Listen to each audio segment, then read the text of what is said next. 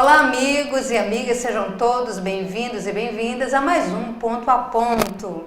E hoje temos a alegria de receber aqui conosco André Paula, que é do Centro Espírita Lar de Jesus, é um palestrante espírita e uma pessoa muito querida aqui conosco.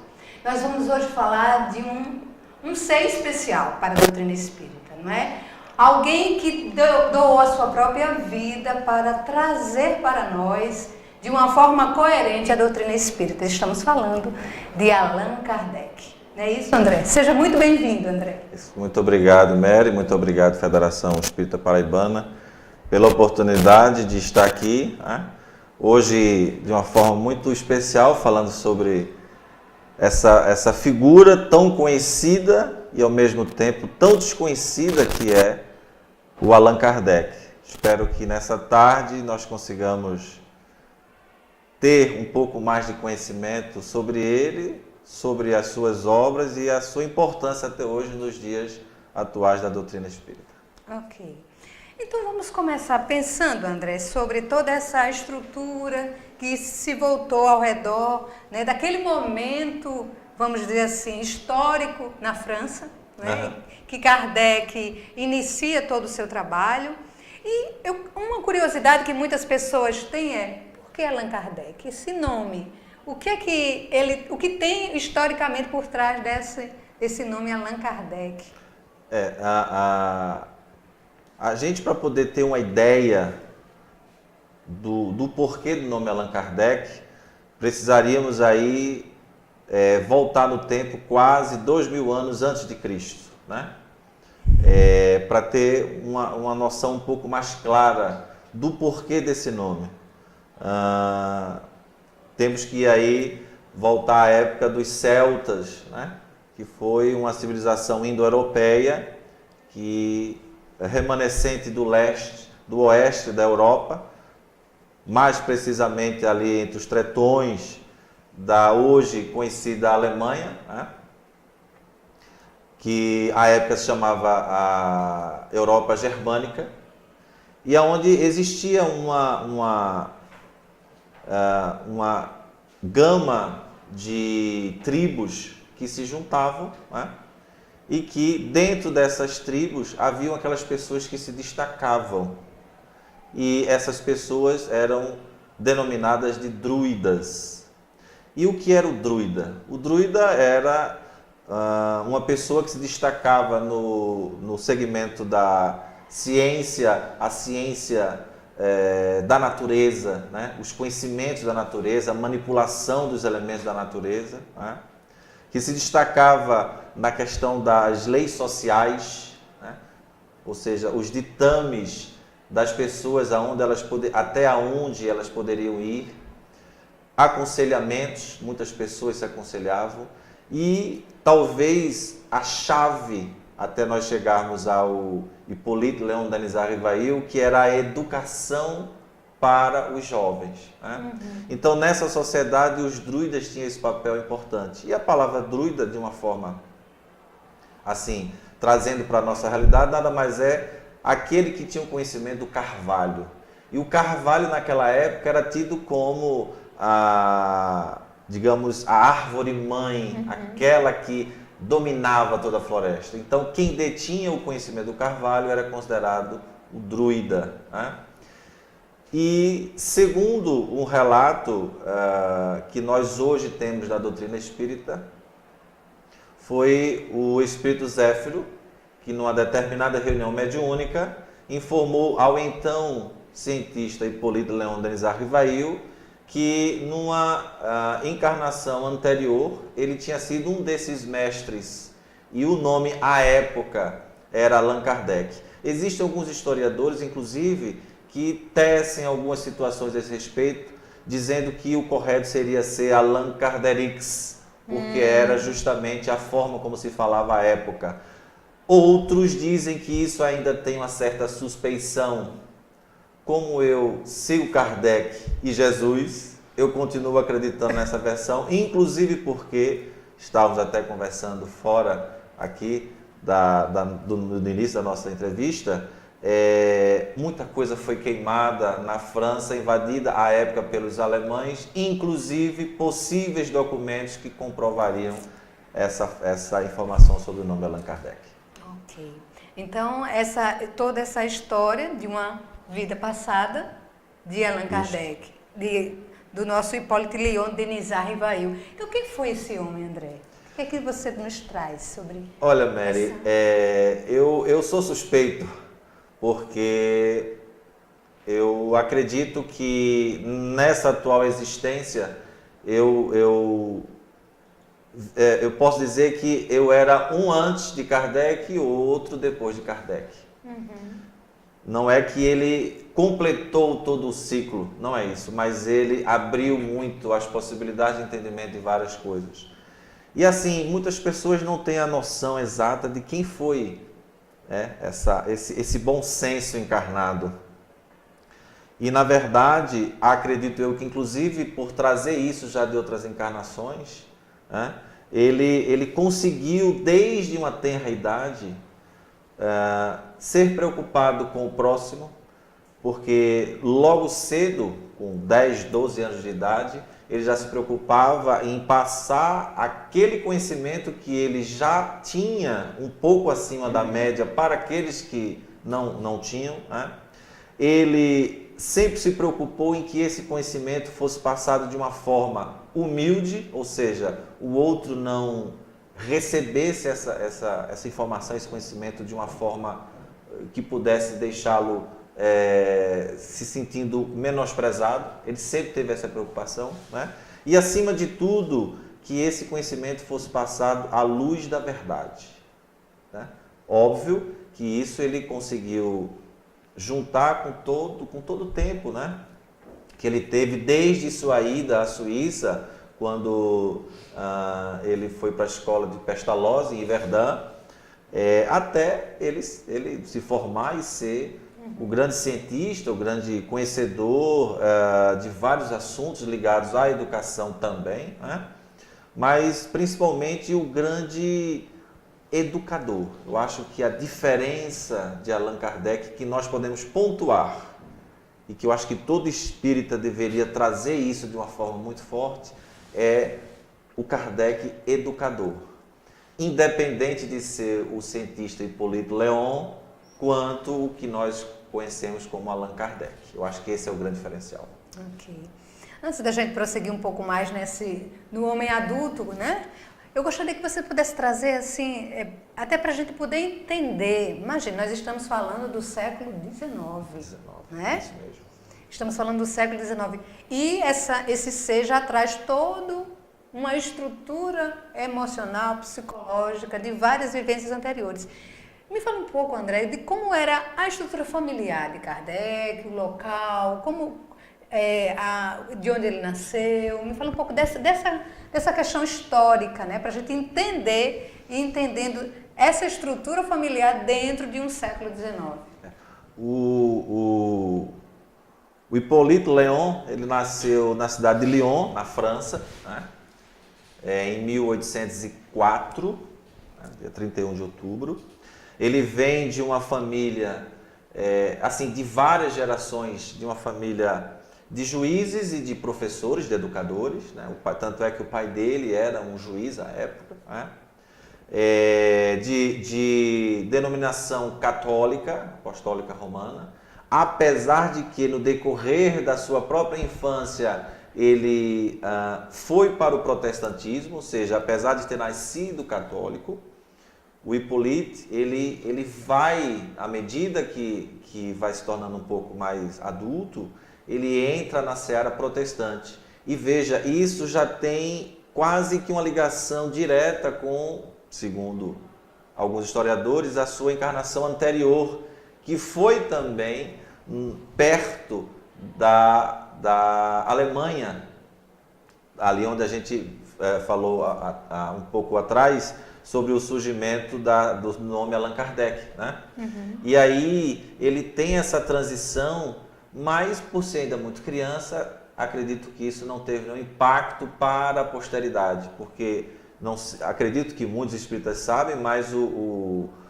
cientista Hippolyte Léon foi também ateu, né? Em um determinado momento da vida dele, ele denominava-se ateu.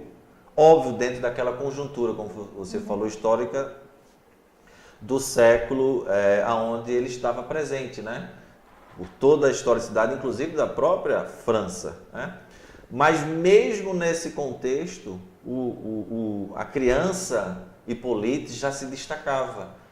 Ele tinha uma propensão muito grande para a educação, para a área de educação, da própria gramática francesa. Teve uma facilidade imensa na língua alemã, apesar de ter nascido em Lyon, na França. O Hippolyte ele conseguiu falar o alemão de uma forma fantástica. Isso, imagina, alemão é uma língua muito forte, difícil.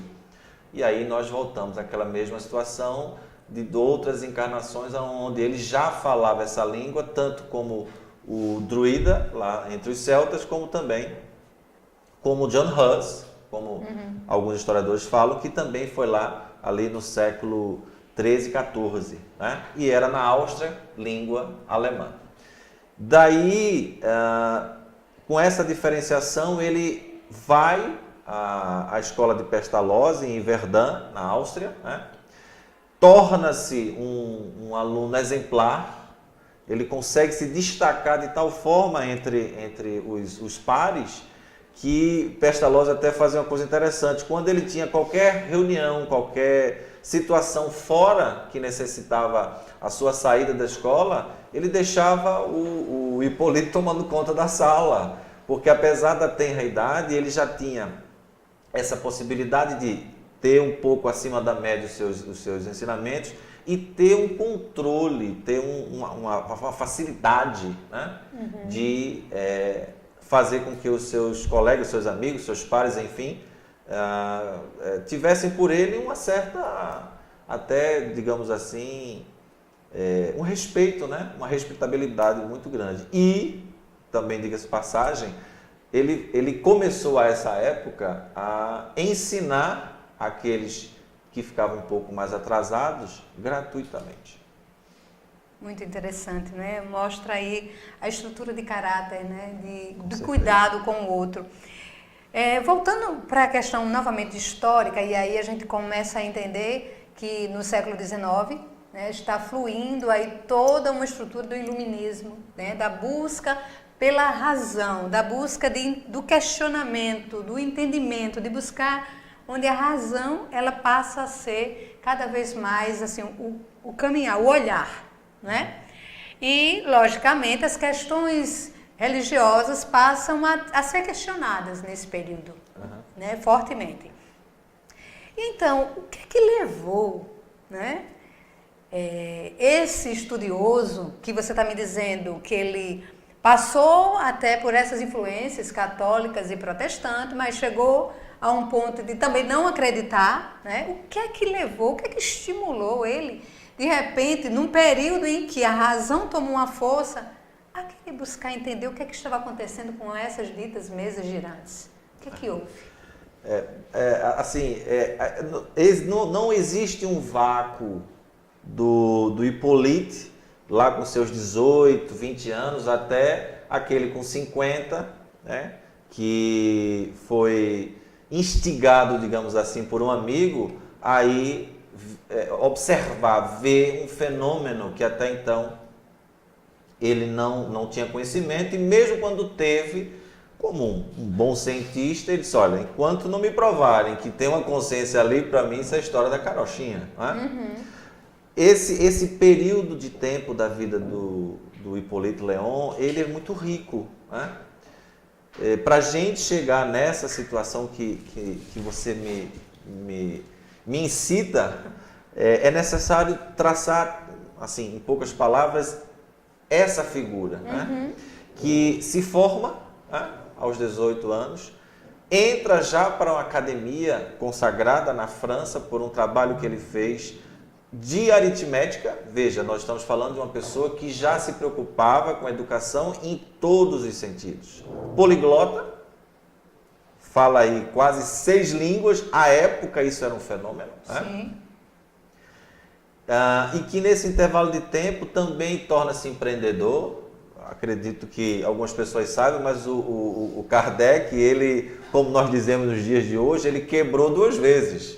Por 2 vezes ele tentou a iniciativa privada e, por incrível que pareça, eu acho que já a espiritualidade querendo tirar ele desse caminho, disse, vamos quebrar essa criatura, vamos deixar ele sem dinheiro, para ele continuar lá na frente, né? Uma vez pelo seu tio e outra vez por um amigo. Em ambos os casos, literalmente, ele ficou sem dinheiro, né? E foi bom, porque na segunda vez ele aproveitou, inclusive, para se tornar contador. Kardec, Hipólito Leão também foi contador, né? Também teve um escritório, participou do escritório de contabilidade. Mas, em todo esse período de tempo, a resposta que ele deu para esses momentos de adversidade foi a educação.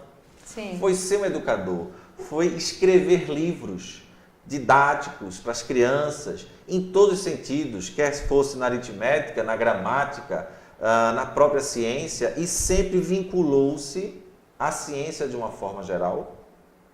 Inclusive, à época já, com alguns companheiros, estudando alguns fenômenos, entre eles o magnetismo, né? Que foi o que levou ele às mesas girantes. Né? Sim. Só que, assim, nesse período de tempo, ele era pragmático, mas ele ainda não tinha o despertar religioso ou o despertar do sobrenatural, coloquemos entre aspas esse sobrenatural. Foi preciso aí sim, óbvio que nós acreditamos que nada acontece por acaso, tudo isso descambando para que ele um belo dia fosse ver uma mesa que não aleatoriamente fazia movimentos, não aleatoriamente, para a grande parcela daquela sociedade parisiense que aí sim se dispunha nos salões da época a todo tipo de, digamos assim, festividades, né? Para ele, naquele momento, não, havia uma coisa ali que o fez suscitar, não pode haver uma coisa sem nexo aí, tem que ter algum nexo. E aí já é bem sabido de todos os espíritas, começa o despertar do Hipólito Leão para a novidade que seria na sua vida do espiritismo. Ok. E aí a gente fica pensando, né, você trazendo toda essa história, essa biografia, né, de Kardec, o que é que realmente vai torná-lo de cético? Né? Como você disse, se me mostrar que isso tem, né, algum sentido, aí vai valer a pena investigar. O que é que levou essa pessoa, de uma certa forma cética, a se tornar realmente o codificador da doutrina espírita? Olha, Mary, nós espíritos acreditamos que nós carregamos em toda a nossa historicidade, quer seja ela a atual, desde que nós nascemos até a hora do nosso desencarne, quer seja ela espiritual, ou seja, de vidas passadas, as informações que nos levam a ter os questionamentos que nós temos hoje, a encontrar pessoas talvez até de outros países, mas que coincidam com a nossa forma de pensar e nós nos reencontramos. Tá? Então, eu acredito que o próprio Kardec nos fala isso lá na Gênese, diga-se passagem, eu sou um apaixonado por esse livro, que os homens de gênio, eles vêm à sociedade para impulsionar a evolução, para transformar as ideias, né? Necessariamente não precisam ser pessoas iluminadas, né? Existem aqueles que trouxeram essas informações, mas que não eram, digamos assim, exemplos de virtude. No caso de Kardec, não é que não poderia ser diferente. Kardec era uma pessoa de uma conduta ilibada. Ele nunca esteve, como algumas pessoas assim acreditam, em sociedades secretas, sabe? Ele nunca participou de cultos satânicos. Não, ele sempre teve, na história de vida do então cientista Hipólito Leão, uma vida ilibada. Isso aí é história. A gente pode ir, basta ir até mesmo em Paris, na França, e pesquisar que você vai encontrar isso. Isso é público, né? Mas esse caminho levado, ou que o que foi levado o Hipólito, eu acredito que é justamente resquícios daquela missão que ele precisava fazer, porque inclusive também lá na Gênesis, ele coloca isso bem claro. Esses espíritos de gênio, eles vêm com a missão que por mais que eles queiram impedi-la, ela vai aparecer, ela vai surgir, ela vai dar asas. Por quê? Porque há necessidade da evolução da humanidade. E veja, Hipólito, ele pensou isso desde o primeiro momento, quando ele foi cético, conforme você falou, até o último instante da vida dele, né? Kardec desencarnou, faleceu, morreu para alguns, entregando um livro a uma pessoa, né? Ele entregou o livro para essa pessoa e teve aneurisma cerebral. Então, até o último instante, ele teve esse papel de passar adiante essa comunicação. Então, eu acredito que isso já veio nesse espírito. Independente dele ter sido um druida, John Hus ou o próprio Hipólito Leão. Ele precisava passar isso para a sociedade. Dentro dessa pesquisa que você fez, pelo seu estudo, o que você percebe que possa ter, de certa forma, convencido Kardec a acreditar que os mortos estavam vivos e se comunicavam? Eu acredito que todo cientista, ele é experimentalista, se é que essa palavra existe. E pela experiência, eles tiram todo o projeto de trabalho deles. Então funciona assim, imagine nos dias de hoje, nós nos depararmos com um notebook, com um computador, seja ele um desktop ou um notebook, que seja, que um belo dia ele se liga sozinho. Nós vamos ter, à luz da nossa tecnologia, alguma coisa ali está diferente. Nós vamos levar para assistência técnica, nós vamos pesquisar o que está acontecendo ali. No caso dele, ele tinha o aparato da época, né? Mas o que surtiu efeito é que não era apenas o barulho em si, né? Era um barulho que dava respostas. Se perguntava determinada coisa, de 2 batidas, e vai ser sim, de 3 batidas vai ser não sei. Então o cientista, quando olhou aquilo, peraí, a mesa está ali parada, está dando uma resposta que eu estou perguntando, sim ou não, tem que ter uma inteligência por trás. E aonde está essa inteligência por trás? E óbvio, Mary, ele já tinha esse histórico do magnetismo, do estudo dessa força que todos nós possuímos. Sim. Acredito eu que isso foi preponderante para que ele descambasse de corpo e alma nesse estudo. E óbvio, quando ele passou a ter todas aquelas experiências nas reuniões mediúnicas. E aí tá para todos os espíritos estudarem lá no ESD e no EAD, onde discrimina de uma forma bem mais completa essas reuniões nas famílias que foram. Inclusive foi numa dessas reuniões que ele teve a informação do nome Allan Kardec, né? Que, diga-se passagem, uma das possíveis traduções é, além de pedra, ou seja, um ser concreto, né? É aquele que é belo por ensinar a evolução. É fantástico, né? Até isso tem a ver com essa historicidade e todo o sentido, isso mesmo. Então eu acredito que tudo isso facilitou, né, o entendimento dele de que ali havia uma porta aberta para o estudo. E aí, bom, como um bom cientista da época, ele adentrou essa porta e possibilitou hoje o que nós conhecemos como doutrina espírita. O que era espetáculo, né, como você falou, para a sociedade da época, ele viu uma possibilidade de que pode ter algo muito maior por trás do que é visto superficial, né? E daí realmente essa importância que você traz para quem queira entender melhor a questão da mediunidade, buscar os estudos, né, nas casas espíritas, porque só assim a gente vai entender, né? Com certeza. todo esse fenômeno. Desculpe interrompê-la, mas é uma das frases tão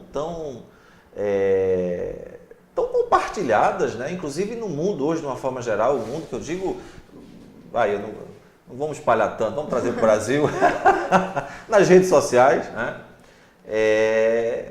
Instruí-vos e amai-vos, né? Mas amai-vos e instruí-vos.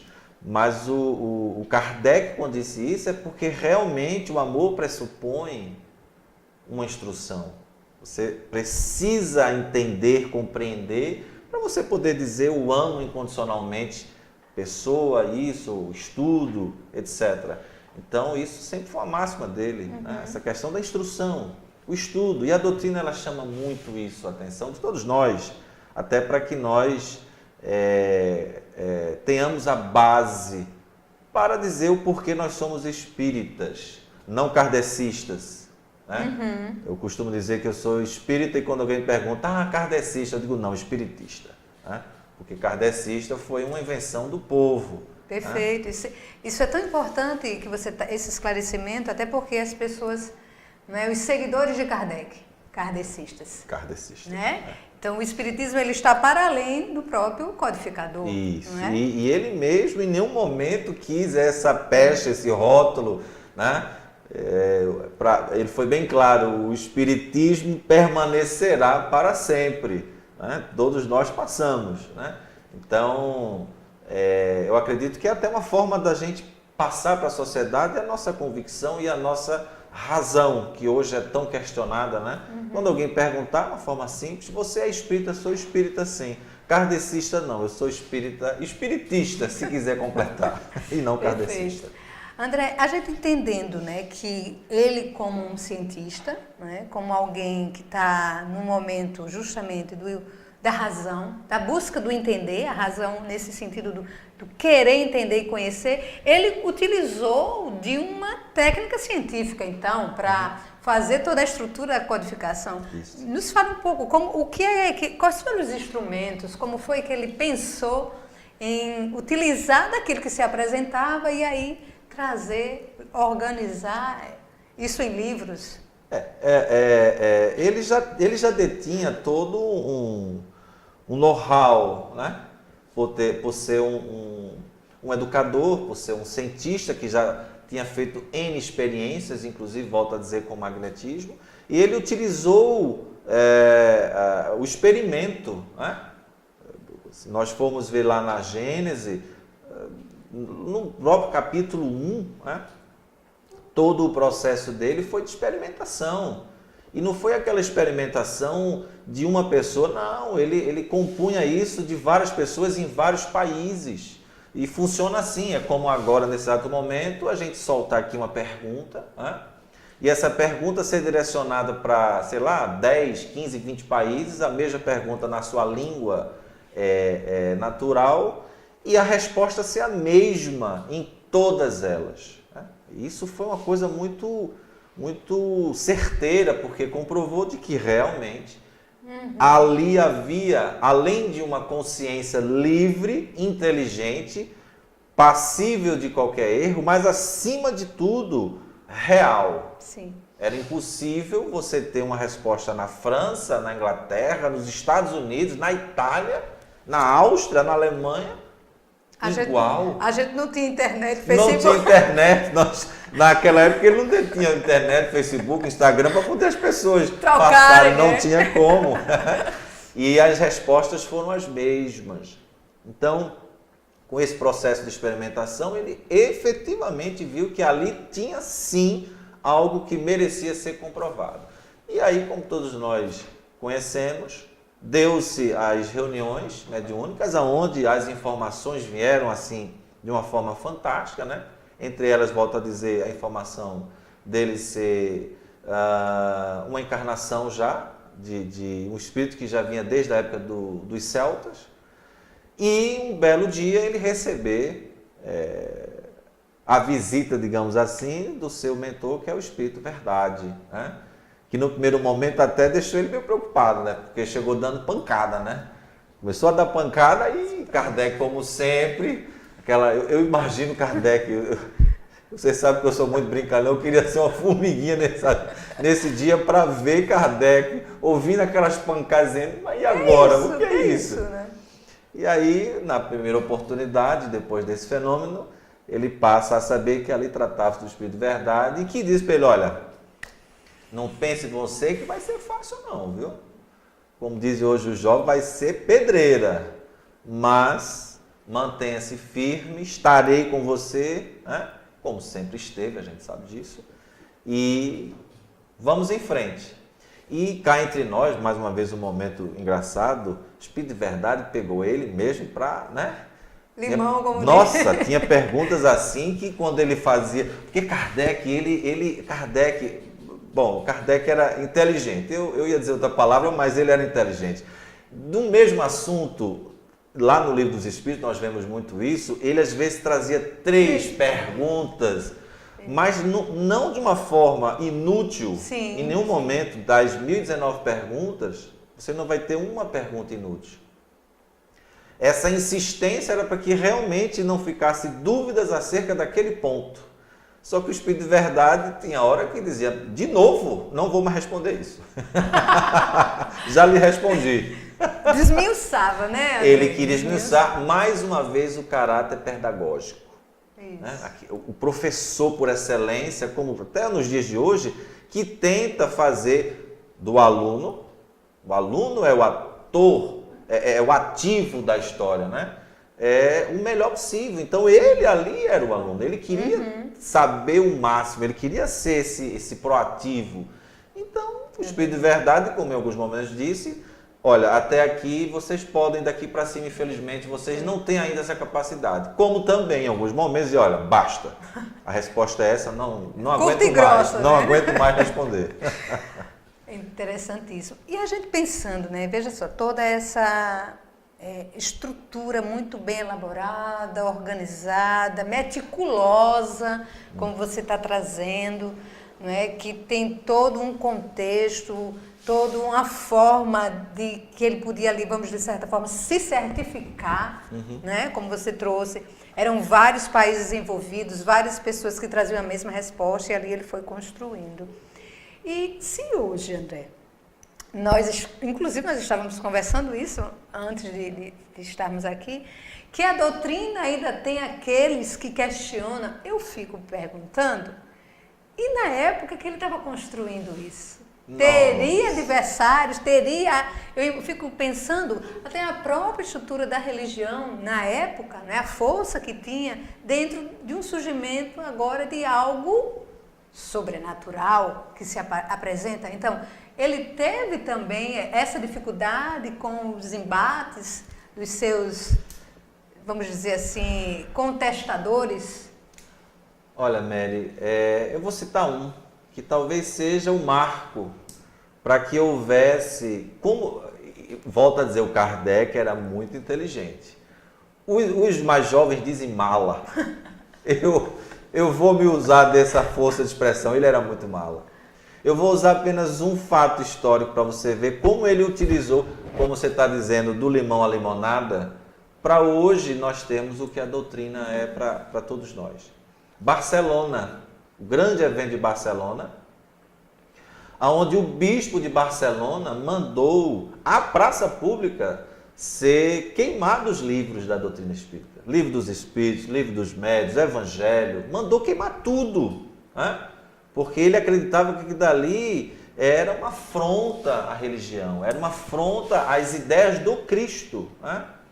E aí, questionado sobre esse evento, Kardec disse, deixa, é bom que isso aconteça, porque de um momento ruim como esse, o Espiritismo vai ter a possibilidade de se espalhar, porque as pessoas vão olhar e vão dizer, se está queimando, é porque alguma coisa tem, então vamos ver atrás o que é que tem. Então, porque não é curioso? Até hoje o ser humano é muito curioso. Então esse era Allan Kardec.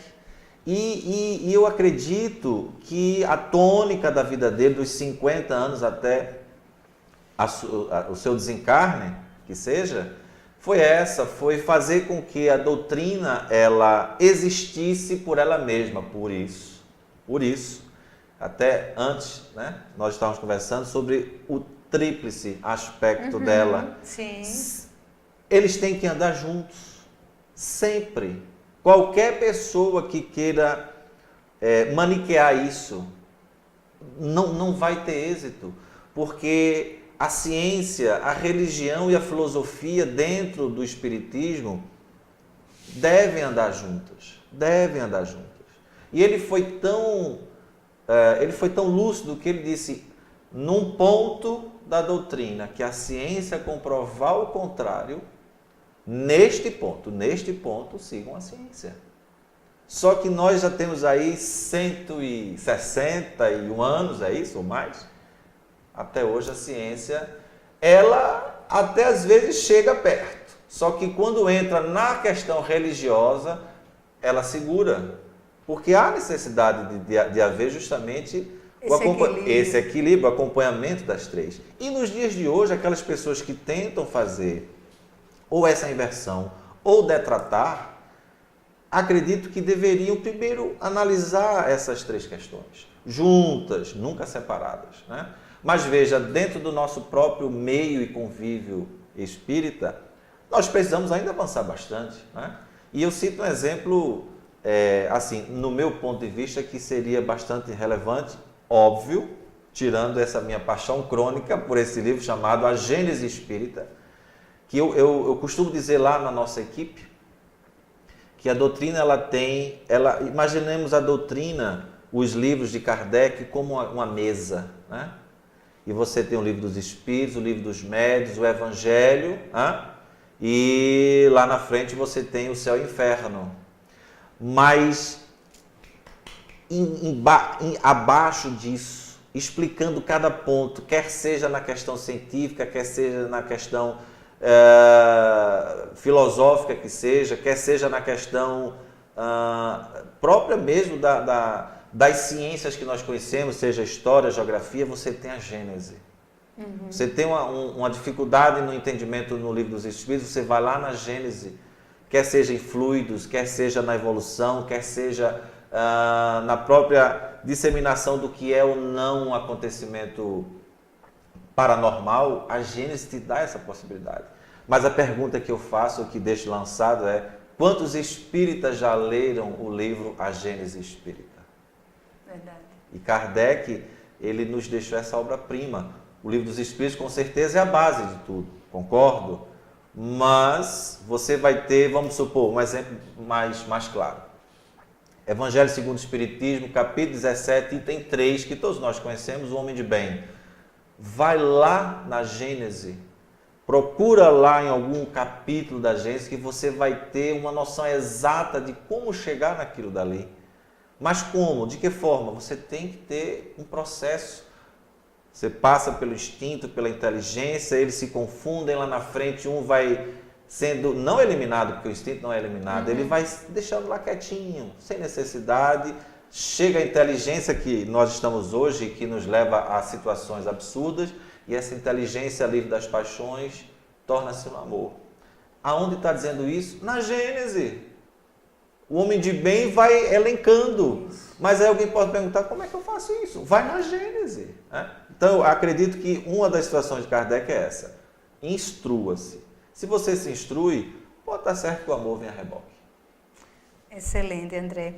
E então a gente fica pensando, né, esse homem ímpar, né, que nós tivemos a oportunidade de estar conosco, né, no nosso planeta, nos auxiliando, trazendo a doutrina, organizando esse know-how de conhecimento a todos e acessíveis a todos. Isso, né, isso. André? Porque quando você estava falando, né, que ele desmiuçava uma pergunta, como aprendiz, porque o interesse de um educador é que aquele que lesse pudesse entender.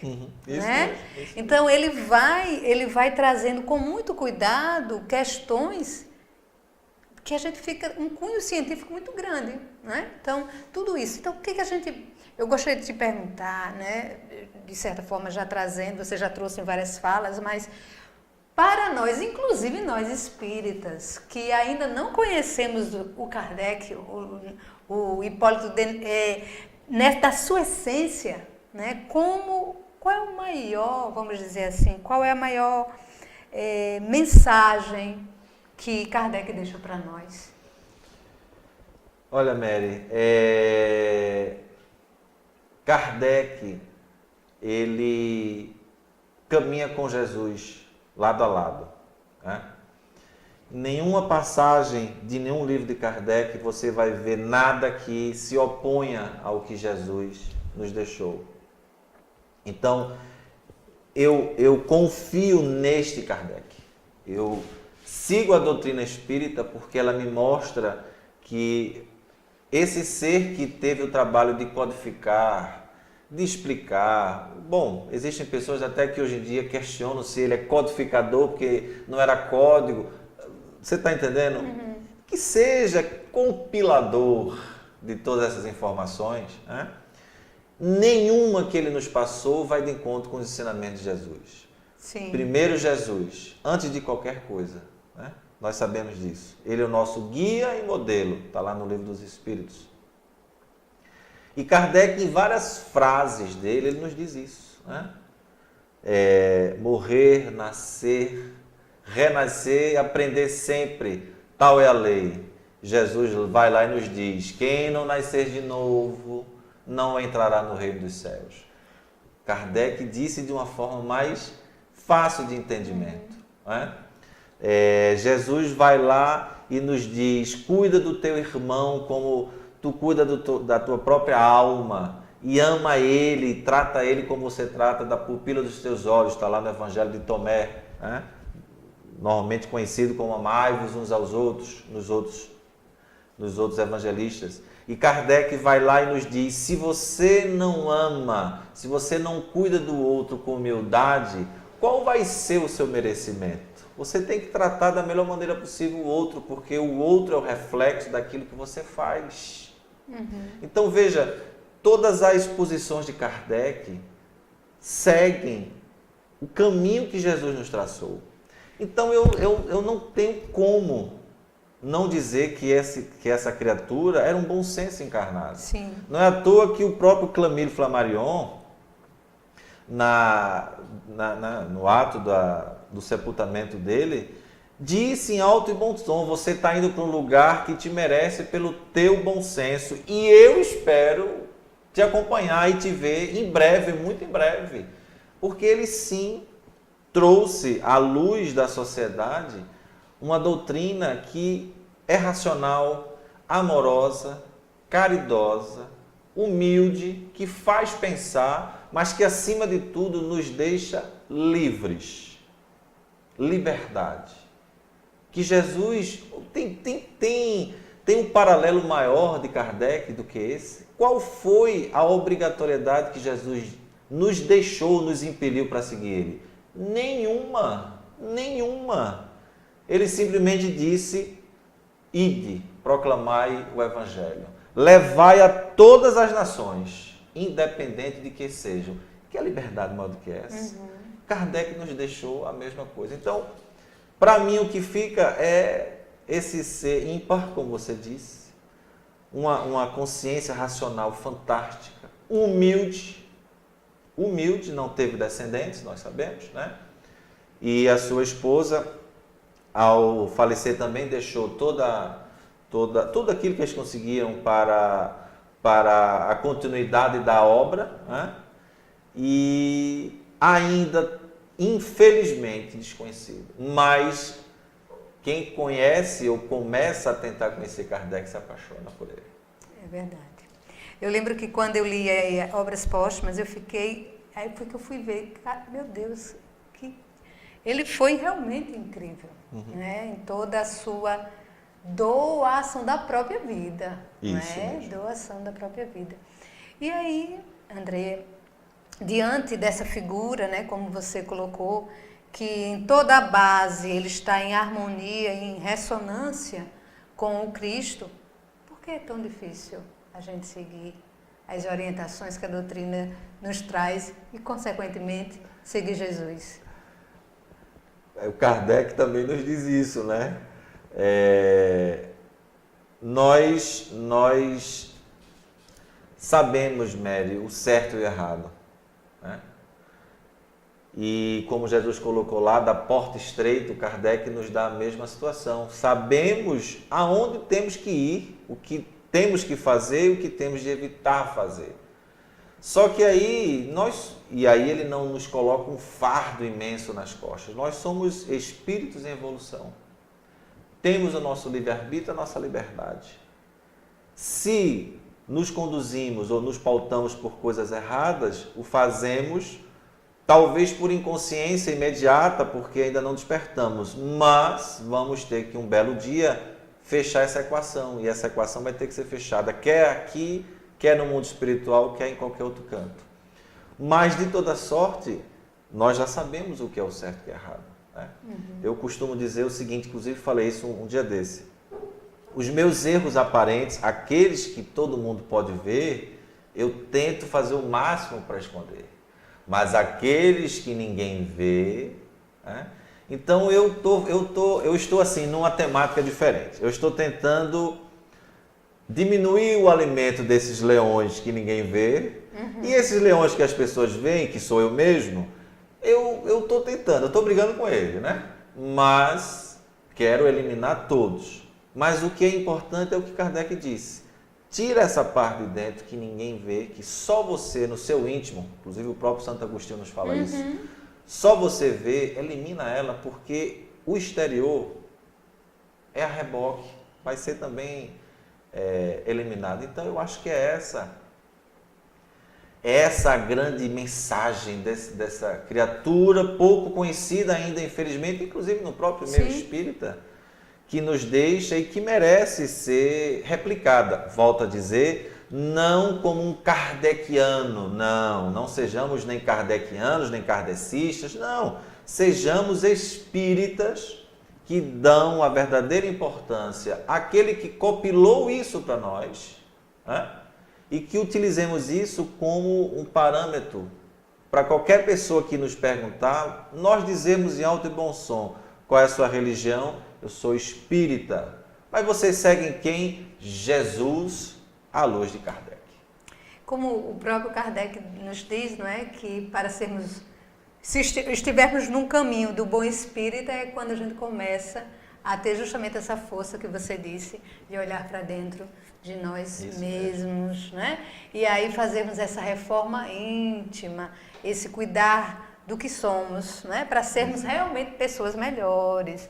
Então, André, com o coração cheio de gratidão pela sua presença aqui, nos enriquecendo sobre a história de Allan Kardec, né? Trazendo a gente refletir a doação desse ser, para que hoje a gente tivesse, vamos dizer assim, essa intimidade com a espiritualidade, né? Esse olhar que existe muito mais coisas além do que a gente imagina nesse olhar materialista. E já faço um convite, viu?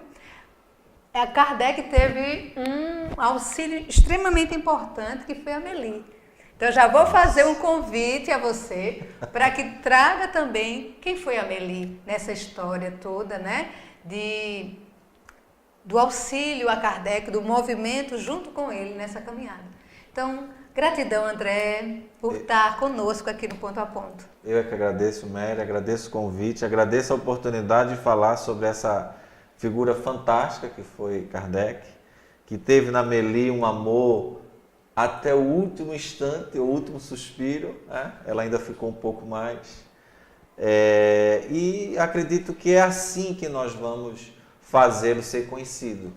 Bate-papo, porque ele sempre conseguiu passar as suas melhores informações dessa forma, de uma maneira muito simples. Então, eu é que agradeço a oportunidade. E vamos em frente, com Jesus na frente e Kardec nos auxiliando do lado. Ok. E assim, meus queridos amigos e amigas, ficamos aqui na confiança de que o trabalho do dia a dia, na nossa reforma íntima, nos levará a estarmos mais próximos do Cristo. Muita paz a todos e até o nosso próximo Ponto a Ponto.